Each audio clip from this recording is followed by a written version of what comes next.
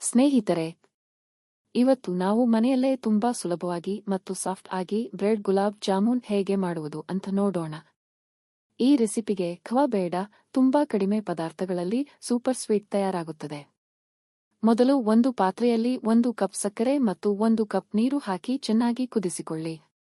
ನಂತರ ಏಲಕ್ಕಿ ಪುಡಿ ಹಾಕಿ 5 ನಿಮಿಷ ಸಣ್ಣ ಉರಿಯಲ್ಲಿ ಕುದಿಸಿ ಪಾಕ ರೆಡಿ ಮಾಡಿ. ಈಗ ಬ್ರೆಡ್ ಸ್ಲೈಸ್ಗಳ ಅಂಚು ತೆಗೆದು ಸಣ್ಣ ತುಂಡುಗಳಾಗಿ ಮಾಡಿ. ಅದಕ್ಕೆ ಸ್ವಲ್ಪ ಸ್ವಲ್ಪ ಹಾಲು ಹಾಕಿ ಮೃದುವಾಗಿ ಮಿಶ್ರಣ ಮಾಡಿ. ನಂತರ ಈ ಮಿಶ್ರಣದಿಂದ ಸಣ್ಣ ಸಣ್ಣ ಉಂಡೆಗಳನ್ನು ಮಾಡಿ.